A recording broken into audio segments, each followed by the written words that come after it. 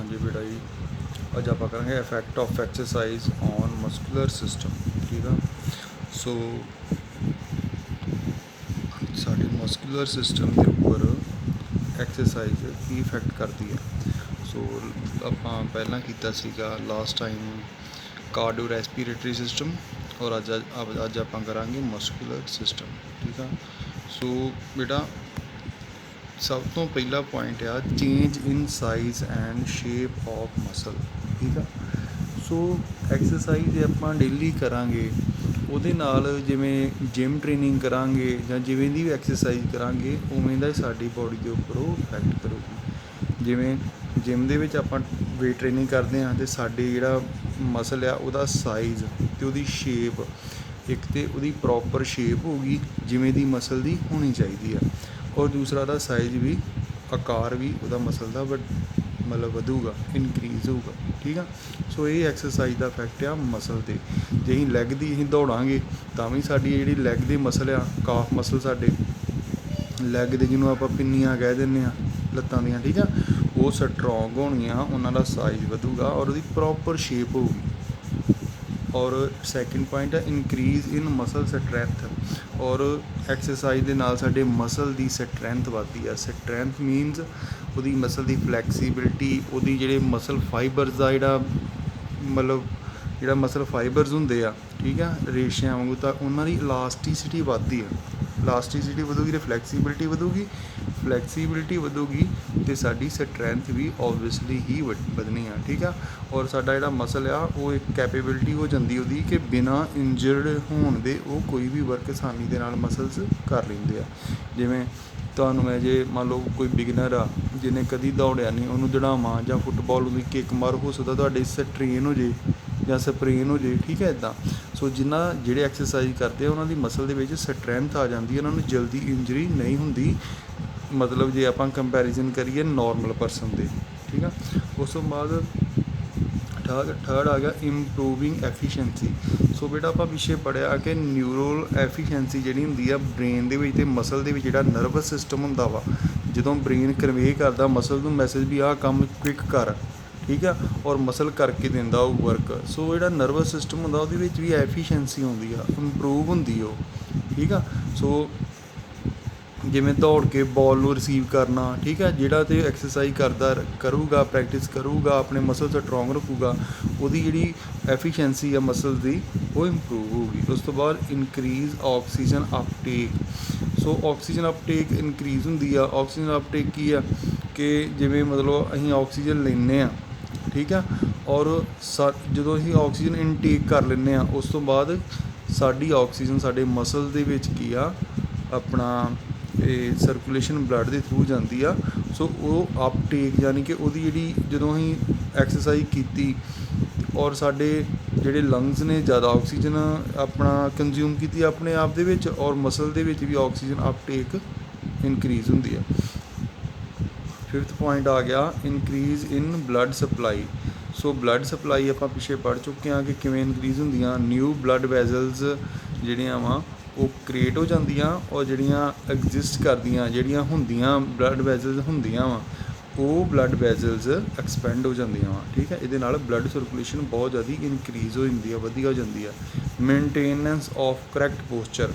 ਸੋ ਜਿਹੜਾ ਪੋਸਚਰ ਹੁੰਦਾ ਕਿ ਸਾਡੀ ਬੋਡੀ ਦਾ ਇੱਕ ਮੰਨ ਲਓ ਬੈਠਣ ਦਾ ਇੱਕ ਤਰੀਕਾ ਹੁੰਦਾ, ਸਿੱਧੇ ਬੈਠਣਾ, ਖੜ੍ਹੇ ਹੋਣ ਦਾ ਤਰੀਕਾ ਹੁੰਦਾ, ਸਿੱਧੇ ਖੜ੍ਹੇ ਹੋਣਾ, ਠੀਕ ਹੈ, ਤੁਰਨ ਦਾ, ਇਹ ਸਾਰੇ ਤਰੀਕੇ ਆ। ਸੋ ਸਾਡੇ ਬੋਡੀ ਦਾ ਪੋਸਚਰ ਕਰੈਕਟ ਰਹਿੰਦਾ ਵਾ ਕਿਉਂਕਿ ਮਸਲ ਸਟਰੋਂਗ ਹੁੰਦੇ ਆ, ਮਸਲ ਦੀ ਟੋਨ ਸਹੀ ਹੁੰਦੀ ਆ, ਔਰ ਪੋਸਚਰ ਬੈਡ ਪੋਸਚਰ ਨਹੀਂ। ਬੈਡ ਪੋਸਚਰ ਹੁੰਦਾ ਜਿਵੇਂ ਕਿਸੇ ਜਦੋਂ ਕੋਈ ਬੈਠਦਾ ਵਾ ਅਤੇ ਉਹ ਅੱਗੇ ਵੱਲ ਨੂੰ ਆਪਣੇ ਸ਼ੋਲਡਰ ਝੁਕਾ ਲਏ, ਕੋਈ ਤੁਰਦਾ ਵਾ ਅਤੇ ਆਪਣੀਆਂ ਆਰਮਜ਼ ਨੀਚੇ ਨੂੰ, ਜਿਹਨੂੰ ਆਪਾਂ ਕਹਿ ਦਿੰਦੇ ਹਾਂ ਇਹਦੇ ਆਪਣੇ ਕਾਈਫੋਸਿਸ ਹੋ ਗਿਆ ਇਹਨੂੰ, ਠੀਕ ਆ, ਜਾਂ ਅੱਗੇ ਨੂੰ ਪੇਟ ਅੱਗੇ ਨੂੰ ਕਰਕੇ ਖੜ੍ਹੇ ਹੋਣਾ, ਠੀਕ ਆ। ਇਹ ਕਮਜ਼ੋਰ ਜਿਹੜੇ ਲੋਕ ਹੁੰਦੇ ਉਹਨਾਂ ਦੇ ਹੁੰਦਾ ਜਿਹਨਾਂ ਦੇ ਮਸਲਸ ਕਮਜ਼ੋਰ ਹੋ ਜਾਂਦੇ ਆ ਔਰ ਟੋਨ ਉਹਨਾਂ ਦੀ ਖਰਾਬ ਹੋ ਜਾਂਦੀ ਆ। ਠੀਕ ਆ। ਸੋ ਮੇਨਟੇਨੈਂਸ ਕਰੈਕਟ ਪੋਸਚਰ ਸਾਨੂੰ ਐਕਸਰਸਾਈਜ਼ ਦੇ ਥਰੂ ਮਿਲਦਾ ਵਾ। ਜਿੰਨੇ ਅਸੀਂ ਸਟਰੋਂਗ ਹੋਵਾਂਗੇ ਉਨੇ ਹੀ ਸਿੱਧੇ ਖੜ੍ਹ ਸਕਾਂਗੇ ਔਰ ਬਹੁਤ ਟਾਈਮ ਤੱਕ ਅਸੀਂ ਸਿੱਧੇ ਬੈਠ ਸਕਾਂਗੇ। ਔਰ ਉਸ ਤੋਂ ਬਾਅਦ ਆ ਗਈ ਇਨਕਰੀਜ਼ ਇਨ ਮਸਲਸ ਟੋਨ। ਮਸਲ ਟੋਨ ਬੇਟਾ ਇੱਥੇ ਮਸਲ ਟੋਨ ਹੁੰਦੀ ਆ ਕਿ ਮਸਲਸ ਜਿਵੇਂ ਮੰਨ ਲਓ ਤੁਸੀਂ ਬੈਠਦੇ ਜੇ ਤੇ ਤੁਹਾਡੇ ਮਸਲਸ ਦੀ ਟੋਨ ਨਹੀਂ ਸਹੀ, ਟੋਨ ਮਤਲਬ ਉਹਨਾਂ ਦਾ ਇੱਕ ਪ੍ਰੋਪਰ ਜਿਹੜੀ ਉਹਨਾਂ ਦੀ ਮਸਲਸ ਦੀ ਆਪਣੀ ਲੋਕੇਸ਼ਨ ਕਹਿ ਸਕਦੇ ਹਾਂ, ਜਾਂ ਆਪਾਂ ਕਹਿ ਸਕਦੇ ਹਾਂ ਵੀ ਜਦੋਂ ਮਸਲ ਕਿਵੇਂ ਹੋਣੇ ਚਾਹੀਦੇ ਆ, ਠੀਕ ਹੈ, ਕਿੰਨਾ ਆਕਾਰ ਚਾਹੀਦਾ ਨੇ ਉਹਨਾਂ ਦੀ ਟੋਨ, ਮਤਲਬ ਕਿ ਉਹ ਪ੍ਰੋਪਰ ਬੋਡੀ ਦੇ ਵਿੱਚ ਐਗਜ਼ਿਸਟ ਜਿੱਥੇ ਕਰਦੇ ਆ ਉਹ ਹੈਗੇ ਉਵੇਂ, ਠੀਕ ਆ। ਪੋਜੀਸ਼ਨ ਕਹਿ ਸਕਦੇ ਆਪਾਂ ਇਨਕਰੀਜ਼ ਇਨ ਮਸਲ ਟੋਨ।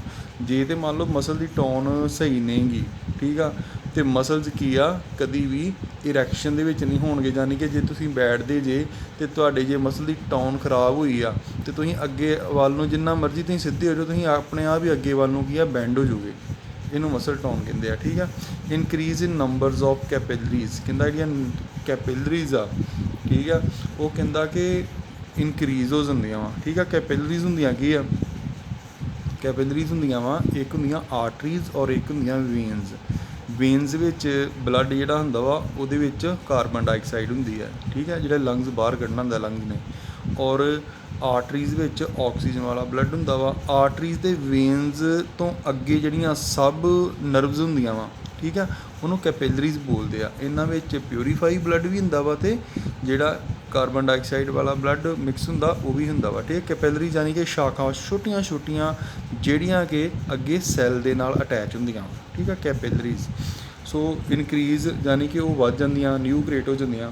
ਇੰਪਰੂਵ ਇਨ ਫਲੈਕਸੀਬਿਲਿਟੀ, ਜਦੋਂ ਐਕਸਰਸਾਈਜ਼ ਦੇ ਨਾਲ ਸਾਡੇ ਮਸਲ ਦੀ ਫਲੈਕਸੀਬਿਲਿਟੀ ਵੀ ਇੰਪਰੂਵ ਹੁੰਦੀ ਹੈ। ਐਕਸਰਸਾਈਜ਼ ਦੇ ਕਰਨ ਦੇ ਨਾਲ ਬਾਰ-ਬਾਰ ਕੰਟਰੈਕਟ ਹੁੰਦੇ ਆ, ਬਾਰ-ਬਾਰ ਰਿਲੈਕਸ ਹੁੰਦੇ ਆ, ਔਰ ਇਹਦੇ ਨਾਲ ਫਲੈਕਸੀਬਿਲਿਟੀ ਇਨਕਰੀਜ਼ ਹੁੰਦੀ ਹੈ। ਉਸ ਤੋਂ ਬਾਅਦ ਆ ਗਿਆ ਇਨਕਰੀਜ਼ ਇਨ ਮਸਕੂਲਰ ਇੰਡੋਰੈਂਸ।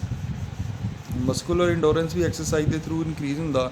ਮਸਕੂਲਰ ਇੰਡੋਰੈਂਸ ਕੀ ਹੁੰਦਾ ਵਾ ਕਿ ਮਸਲਸ ਮੰਨ ਲਓ ਅੰਡਰ ਆਪਣਾ ਫਟੀਕ ਦੇ ਦੌਰਾਨ ਵੀ ਕੋਈ ਵਰਕ ਕਰਨ ਦੀ ਸ਼ਮਤਾ ਜਿਹੜੀ ਰੱਖਦੇ ਮਸਲ, ਉਹਨੂੰ ਕਹਿੰਦੇ ਆ ਮਸਲ ਇੰਡੋਰੈਂਸ। ਜਿਵੇਂ ਮੰਨ ਲਓ ਕਿਸੇ ਨੇ ਆਪਣਾ ਕੋਈ ਜਿਹੜਾ ਨੋਰਮਲ ਪਰਸਨ ਜਾਂ ਐਕਸਰਸਾਈਜ਼ ਨਹੀਂ ਕਰਦਾ, ਉਹਨੂੰ ਆਪਾਂ 5 ਮਿੰਟ ਵੇਟ ਟ੍ਰੇਨਿੰਗ ਕਰਵਾਵਾਂਗੇ, ਉਹ ਥੱਕ ਜਾਊਗਾ। ਔਰ ਜੇ ਕੋਈ ਵੇਟ ਟ੍ਰੇਨਿੰਗ ਕਰਦਾ ਵਾ, ਐਕਸਰਸਾਈਜ਼ ਕਰਦਾ ਵਾ, ਉਹਨੂੰ ਭਾਵੇਂ ਆਪਾਂ ਅੱਧਾ ਘੰਟਾ ਵੀ ਉਹ ਆਪਣਾ ਫਟੀਕ ਦੇ ਦੌਰਾਨ ਵੀ ਆਪਣੀ ਮਸਲ ਦੇ ਕੀ ਆ ਇੰਡੋਰੈਂਸ ਕਰਕੇ ਉਹ ਐਕਸਰਸਾਈਜ਼ ਕਰਦਾ ਰਹੂਗਾ। ਉਸ ਤੋਂ ਬਾਅਦ 11th ਆ ਗਿਆ ਪ੍ਰੀਵੈਂਸ਼ਨ ਫਰੋਮ ਡਿਜ਼ੀਜ਼। ਕਈ ਮਸਲਸ ਦੀਆਂ ਜਿਹੜੀਆਂ ਬਿਮਾਰੀਆਂ ਹੁੰਦੀਆਂ ਵਾ ਉਹਨਾਂ ਤੋਂ ਐਕਸਰਸਾਈਜ਼ ਪ੍ਰੀਵੈਂਟ ਕਰਦੀ। ਕਿਵੇਂ ਕਰਦੀ ਆ, ਉਹ ਜਿਹੜੇ ਮਸਲ ਦੇ ਵਿੱਚ ਟਿਸ਼ੂ ਹੁੰਦੇ ਆ, ਟਿਸ਼ੂ ਤੋਂ ਅੱਗੇ ਸੈੱਲ ਹੁੰਦੇ ਆ, ਉਹਨਾਂ ਵਿੱਚ ਜੋ ਵੀ ਵੇਸਟੇਜ ਹੁੰਦੀ ਆ ਉਹਨੂੰ ਕੀ ਆ ਪਸੀਨੇ ਰਾਹੀਂ ਬਾਹਰ ਨਿਕਲ ਜਾਂਦੇ ਆ। ਇਸ ਨਾਲ ਮਸਲਸ ਨੂੰ ਕੋਈ ਬਿਮਾਰੀ ਮਤਲਬ ਮਸਲ ਦੀਆਂ ਜਿਹੜੀਆਂ ਰਿਲੇਟਡ ਜਿਹੜੀਆਂ ਡਿਜ਼ੀਜ਼ ਹੁੰਦੀਆਂ ਵਾ ਉਹ ਨਹੀਂ ਲੱਗਦੀਆਂ। ਇੰਪਰੂਵ ਇਨ ਰਿਐਕਸ਼ਨ ਟਾਈਮ।